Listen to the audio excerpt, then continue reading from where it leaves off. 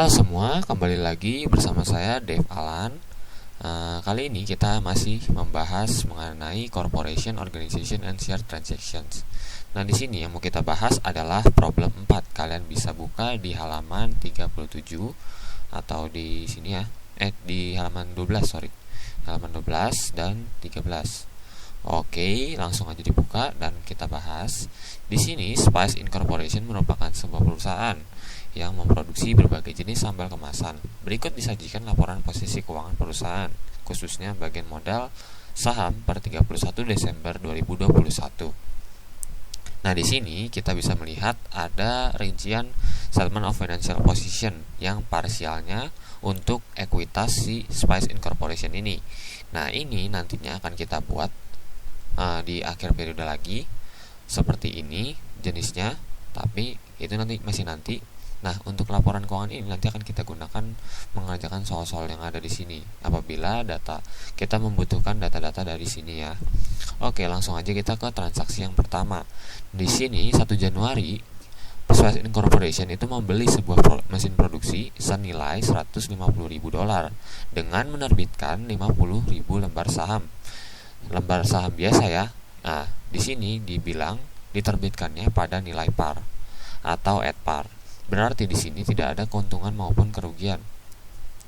Tapi karena di sini ditampilkan harga pasarnya si mesin produksi tersebut yaitu senilai 150.000, maka dari itu kita masukkan di sini di jurnalnya adalah machine pada share capital ordinary dan share premium ordinary-nya sebagai keuntungan atau kerugian atas penerbitan saham. Nah, di sini mesinnya kita masukin yang kita dapatkan mesinnya kan senilai 150.000. Nah, kita masukin 150.000 di sini. Setelah itu untuk share capital ordinary-nya kan dibilang diterbitkan pada nilai par. Ya. Kan di sini dibilang lembar saham biasa at par. Berarti kita lihat nilai parnya si saham biasa itu berapa? Nilai sahamnya adalah 4,4 di sini ya. Nah, berarti kita hitungnya adalah 50.000 yang diterbitkan dikali 4,4 harga parnya si itu ya, sila saham biasa. Oke, berarti rumusnya 50.000 dikali 4,4 hasilnya adalah $220.000. Nah, sisanya kita masukkan ke keuntungan atau kerugian atas penerbitan saham. Nah, berarti di sini dia mengalami rugi sebesar 70.000, selisih dari 220.000 dikurang 150.000 si mesinnya. Berarti kita masukkan di kolom debit share premium ordinary sebesar 70.000. Oke, lanjut ke tanggal 2 Februari. Di tanggal 2 Februari, perusahaan menerima uang tunai sebesar 135.000 atas penerbitan 20.000 lembar saham istimewa.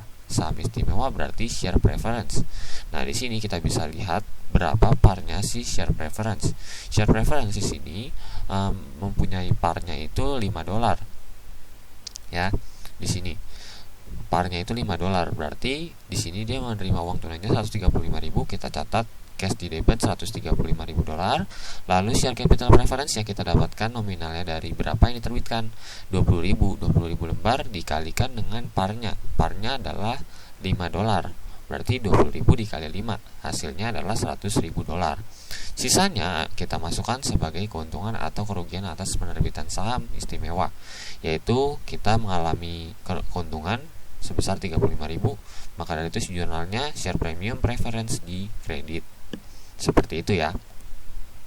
Oke, lanjut ke tanggal 3 Maret. Di sini perusahaan membeli sebidang tanah seharga $750.000 dengan menerbitkan 600 slot saham istimewa dan 700 slot saham biasa dengan harga pasarnya berturut-turut adalah 5,6 untuk saham istimewa, lalu terus di sini 5,2 untuk saham biasa.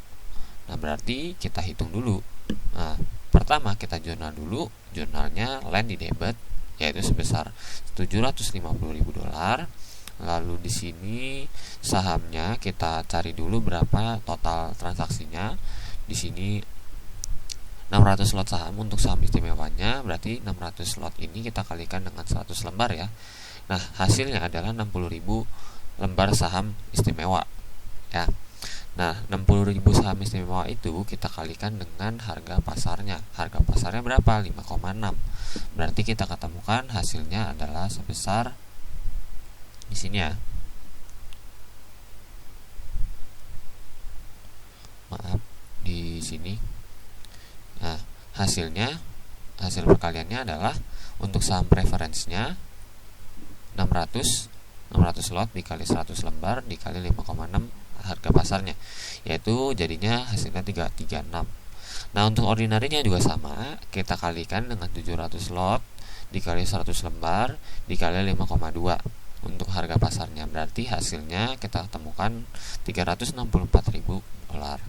Nah, total transaksi keseluruhannya adalah 700.000.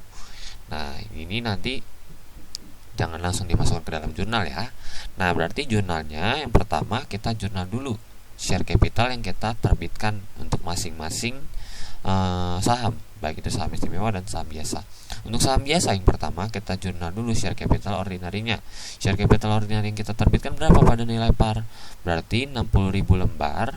60.000 lembar kita kalikan dengan 700.000 lembar. 700.000 lembarnya dikali dengan parnya berapa? Parnya 4,4 ya. Berarti tinggal 70.000 dikali 4,4 untuk parnya si share capital. Hasilnya adalah 308.000 dolar. Lalu untuk share capital preferensinya juga sama, kita kalikan lembarnya dengan nilai parnya. Berarti berapa yang kita terbitkan? Yang kita terbitkan untuk saham istimewa adalah 600 lot saham atau 60.000 lembar ya kalau di-convert. Berarti 60.000 lembar kita kalikan dengan nilai parnya adalah 5. 60.000 dikali 5 hasilnya 300.000. Nah, setelah kita dapatkan nilai transaksi sesuai harga parnya, sekarang kita mau cari keuntungan dan kerugian dari penerbitan saham ini. Nah, caranya adalah kita cari dulu proporsinya. Berarti caranya adalah kita bagi dulu. Cara kita cari proporsinya, proporsi keuntungannya itu kita dapatkan dari nilai transaksi ordinary sesuai harga pasarnya dibagi dengan total transaksinya 700.000, lalu kita kalikan dengan harga tanahnya berapa. Harga ini bisa aja cash, bisa tanah ya. Ini cuman kebetulan yang dibeli adalah tanah. Nah, kalau misalnya dengan cash caranya juga sama. Berarti 750.000. Setelah itu kita kurangin dengan berapa par value-nya, transaksi sesuai par value-nya, yaitu 308. Hasilnya adalah kita dapatkan keuntungan dari penerbitan saham biasanya 82.000 dolar. Lalu untuk share preferensinya juga sama. Kita cari dulu proporsinya dengan cara ini ya. Kita kaliin dulu. Kita bagi dulu ini si preferensinya sesuai harga pasarnya dibagi sama total transaksinya 700.000, lalu dikalikan dengan lendnya 750.000 dolar, lalu dikurangin dengan share capital preference yang sesuai dengan par value 300.000. Hasilnya kita dapatkan sebesar 60.000 untuk keuntungan si preferensinya. Seperti itu ya. Nah, kalau misalkan ada yang bingung boleh ditanyakan pada saat nanti kelas. Oke, kita lanjut ke transaksi tanggal 4 April. Tanggal 4 April perusahaan membeli kembali 10% dari total saham biasa yang beredar dengan harga 5,7 per lembarnya. Nah, di sini berarti dia membeli treasury share ya, karena dia membeli kembali. Ya, oke. Berarti jurnalnya adalah treasury share pada cash. Sebesar berapa? Sebesar kita cari dulu outstanding share-nya. Di sini kan dibilang total saham biasa yang beredar, bukan yang diterbitkan. Berarti kita harus cari dulu outstanding share, ordinary share-nya berapa sih? Nah, di sini cara mencarinya adalah kita harus cari tahu dulu berapa sih share outstanding yang diketahui pada saat awal periode. Nah, di sini diketahuinya adalah 3 juta. Ya, untuk share outstandingnya berarti 3 juta kita tambahkan dengan yang sudah kita terbitkan selama transaksi berjalan. Ya, selama transaksi berjalan kita sudah menerbitkan berapa kali untuk share ordinarinya. Nah, di sini kita sudah menerbitkan di tanggal 1 Januari sebesar 50.000 lembar untuk saham ordinarinya. Lalu di tanggal 3 Maret kita terbitkan lagi ordinarinya sebesar berapa? 70.000 lembar. Berarti harus kita tambahkan lagi. Seperti itu ya. Oke, hasilnya kita dapatkan adalah sebesar 3.120.000 ya. Di sini 3.120.000 3.120.000 lembar, kita kalikan dengan berapa? 10% dia bilang yang dia beli kembali ya. Di sini 10% yang dibeli kembali, berarti 3120 ini kita kali 10%. Ya, 3120 kita kali 2%, 10%, lalu dikali berapa? Yang dia beli itu harganya 5,7 per lembar ya. Berarti ketemu hasilnya adalah 1,778400. Seperti itu ya. Nah, setelah itu kita ke tanggal 5 Mei. Di tanggal 5 Mei, perusahaan menjual setengah treasury share perusahaan dengan harga 5,2 per lembarnya. Nah, di sini dia menjual lagi nih, dia menjual. Tadi kan dia habis beli treasury share. Sekarang dia mau jual. Nah, sekarang dia jualnya berarti kita pakai metode FIFO, jangan lupa. Nah, di sini kita masih punya treasury share harganya 5,7. Nah, kebetulan di sini kita membeli di tanggal 4 April itu harganya sama 5,7 juga, berarti kita bisa gabungin aja 200.000 ini kita gabungin dengan 10%-nya ini. Seperti itu ya. Jadi ini kebetulan sama harganya, makanya kita bisa gabungin. Cuman kalau misalkan dia beda harganya, kalian jangan lupa untuk memisahkannya. Jadi untuk yang 200.000 ini misalkan 5,7. Nah, untuk yang 10% ini yang kita beli tadi harganya 5,5. Ini harus dipisahin nih berarti ya. Seperti itu. Nah, karena ini kebetulan sama, harganya sama-sama 5,7. Nah, ini bisa kita gabungin aja. Oke, lanjut ke soalnya. Berarti jurnalnya kalau misalkan penjualan treasury share, ya udah kita dapat cash, terus ada keuntungan dan kerugian, terus kreditnya treasury share, jangan lupa karena treasury share kita berkurang. Nah, di sini yang kita jual adalah setengah treasury share perusahaan. Setengah treasury share perusahaan ada berapa? Berarti kita carilah dari treasury share awal ditambah treasury share yang kita beli tadi sebelumnya, yang 312 ini kita tambah. Lalu hasilnya adalah 200.000 ditambah 312.000 lalu dikali setengah, hasilnya adalah 256.000. Berarti yang kita jual treasury share segini. Nah, setelah kita tahu berapa yang kita jual, berarti kita tinggal jurnal aja treasury share. Treasury share-nya kita dapatkan angkanya dapat dari mana? Berarti 256.000 dikali dengan harga jual, harga parnya ya, jangan lupa harga parnya yaitu 5,7 pada saat kita beli. Oke, kita dapatkan hasilnya 1,459200. Lalu untuk cashnya kita pakai harga pasarnya. Harga pas dijual 5,2 lembar, berarti 5,2 dikali 256 lembar. Hasilnya adalah 1,331 $200. Seperti itu ya. Nah, untuk sisanya merupakan keuntungan atau kerugian atas penerbitan atau penjualan saham treasury share. Kita masukkan ke share premium treasury. Karena di sini dia mengalami rugi, berarti kita debitkan share premium treasury. Tapi kalau misalkan di saldo awal, kita harus perhatikan apakah dia masih ada atau enggak share premium treasury-nya. Kalau misalkan dia udah enggak ada, dia 0 saldonya, atau misalkan dia sudah minus, misalkan dia ruginya 300.000, berarti kan lebih gede kan daripada yang ada di saldo awal. Berarti sisanya kita masukkan ke dalam bracket earning ya, jangan kita debitkan semuanya ke share premium treasury. Seperti itu. Oke, lanjut kita ke 6 Juni. Di 6 Juni, perusahaan menerbitkan 25.000 lembar saham biasa dengan memperoleh keuntungan sebesar 0,3 per lembar sahamnya. Di sini bukan harganya ya. Kalian catat, di sini adalah keuntungannya 0,3 per lembar saham. Berarti kita cara mencarinya adalah kita cari dulu berapa sih nilai parnya. Nilai parnya saham biasa kan di soal itu 4,4.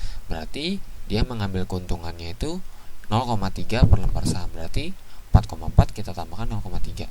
Hasilnya adalah 4,7 per lembar sahamnya. Seperti itu ya. Oke, lanjut ke jurnalnya. Berarti jurnalnya adalah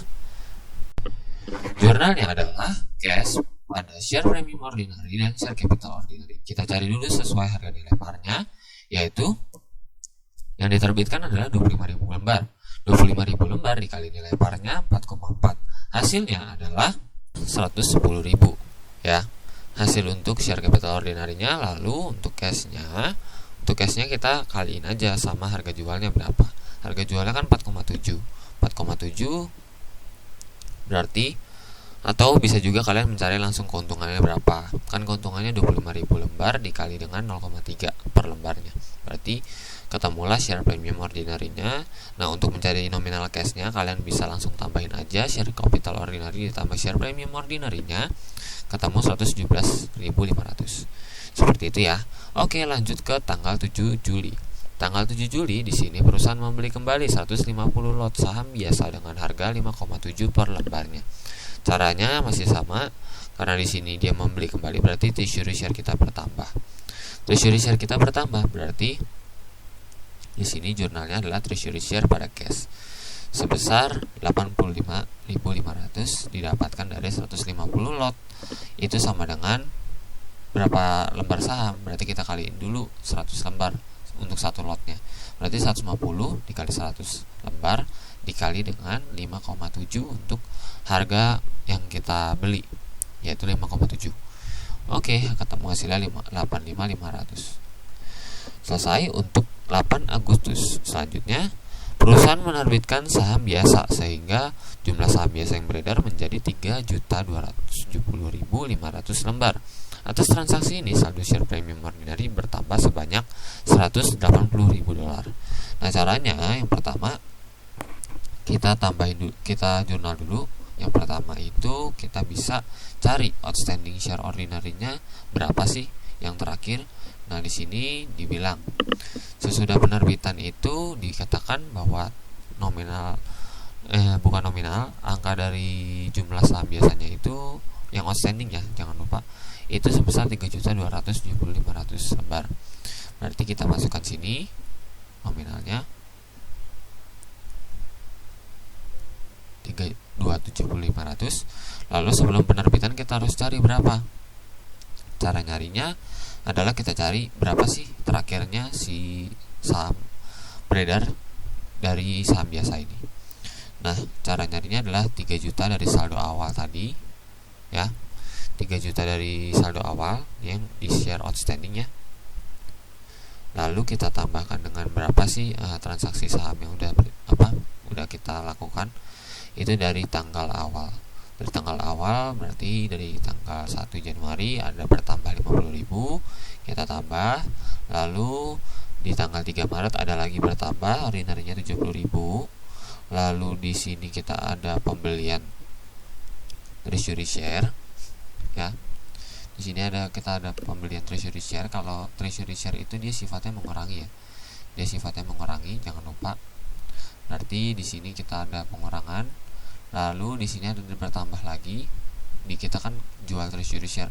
Berarti kalau misalkan kita jual treasury share berarti saham beredar kita bertambah lagi 256.000. Lalu setelah itu di sini kita ada jurnal penerbitan saham biasa di tanggal 6 Juni 25.000. Oke. Selanjutnya kita ada pembelian treasury share lagi. Jangan lupa pembelian treasury share harus kita kurangin di share outstanding. Berarti 15.000 kita kurangin. Nah, hasilnya dari hasil sebelum penerbitan saham biasa ini adalah share outstandingnya sebesar 3.074.000 ya. Di sini terus kita bisa tahu berapa sih yang diterbitkan oleh perusahaan. Kan dibilang di sini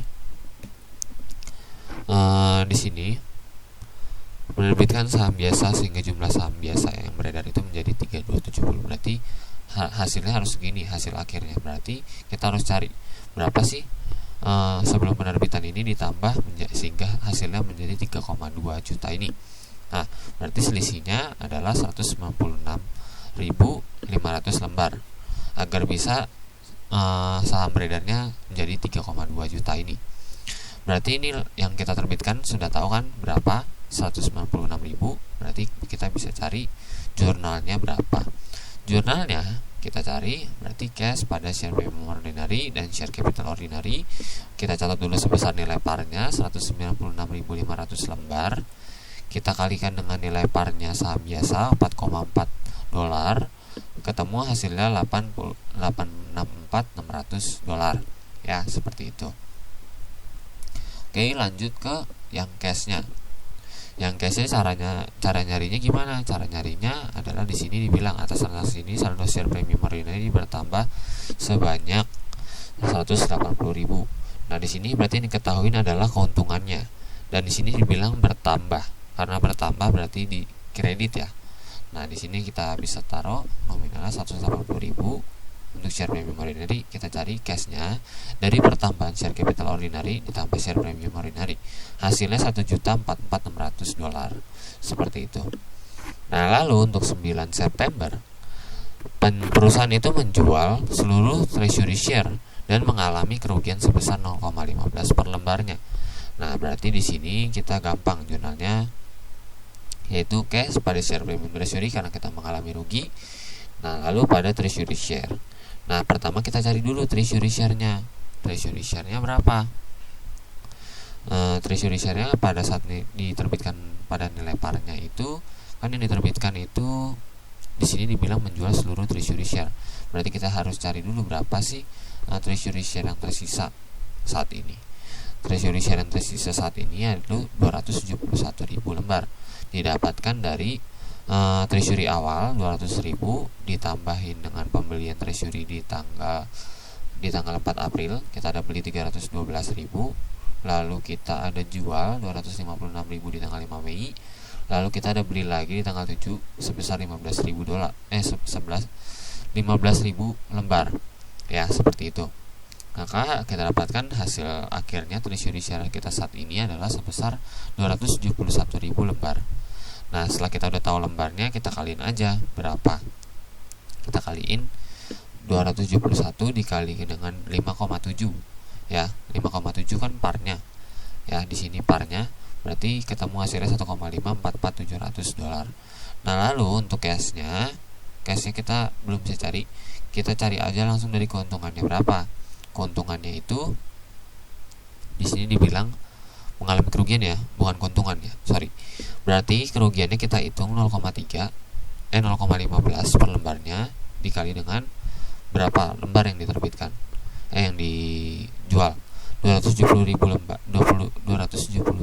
lembar dikali dengan kerugiannya itu 0,15.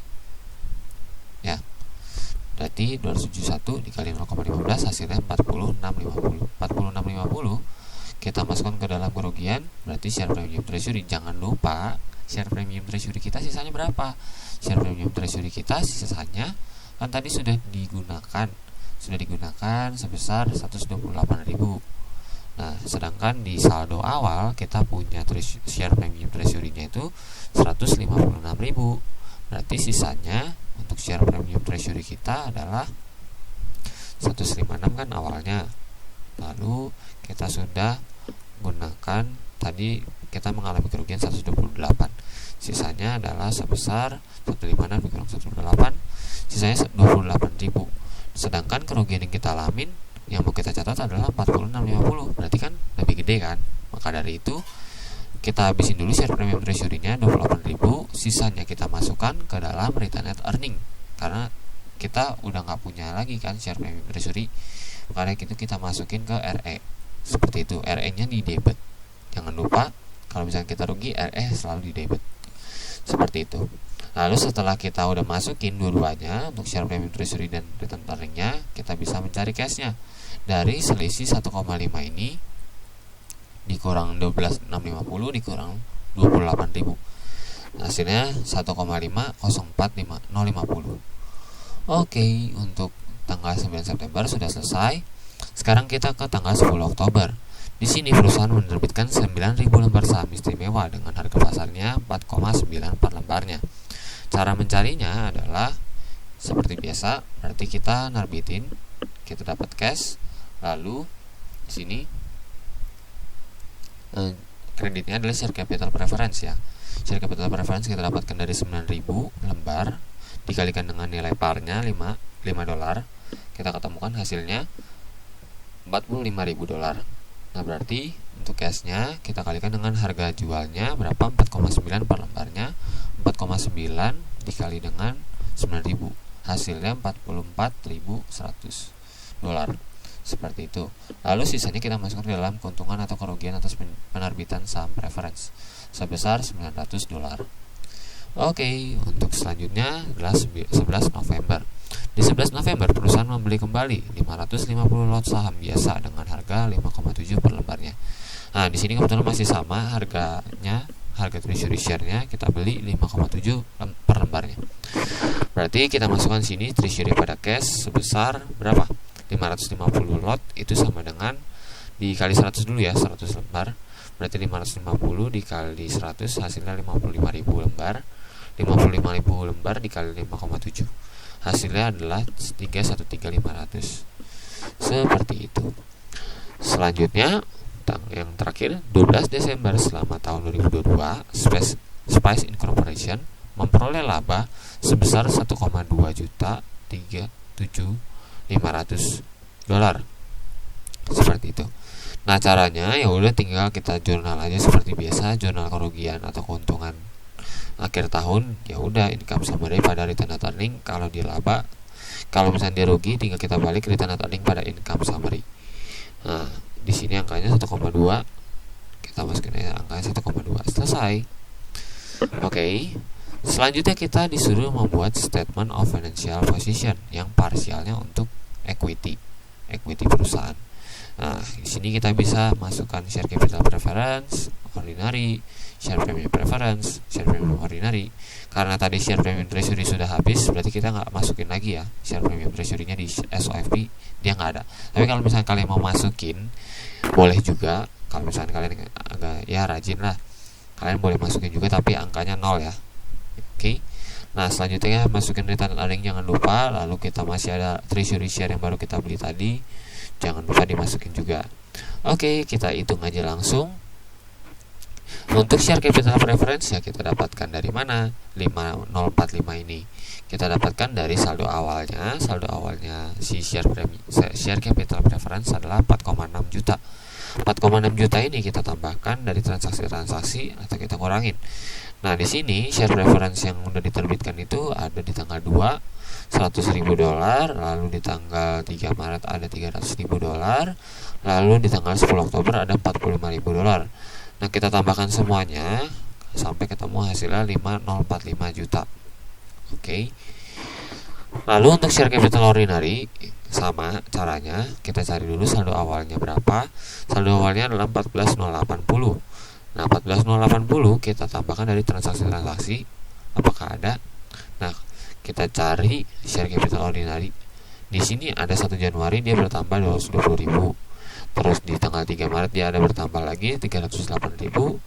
Tanggal 6 Juni dia ada bertambah lagi 110.000. Lalu di tanggal 8 Agustus dia juga ada 84.600 ya. Nah, sisanya tidak ada lagi, kita langsung enter aja, ketemu hasilnya sebesar 15.582.600. Oke. Jangan lupa kalau misalkan kalau di lab nggak apa-apa, kalian nggak usah tulis ininya, parnya dan sebagainya. Kalau misalkan kalian nggak sempat, kalian tulis aja nama akunnya aja. Oke. Untuk share premium preference juga sama, kita cari saldo awalnya. Saldo awalnya itu 440.000. Kita tambahkan dengan yang ada di transaksi, ada berapa keuntungannya. Di sini yang pertama keuntungan share preference-nya itu $35.000 di 2 Februari, lalu di tanggal 3 Maret ada 60.000, lalu di tanggal 10 Oktober ada kerugian $900. Jangan lupa dikurang ya. Jangan lupa dikurang $900 ini. Oke, sehingga hasilnya kita dapatkan angka sebesar 534.100. Seperti itu ya. Oke, selanjutnya adalah share premium ordinary. Share premium ordinary caranya juga sama, kita tambahkan dari saldo awal berapa. Saldo awal kita share premium treasury ordinary-nya.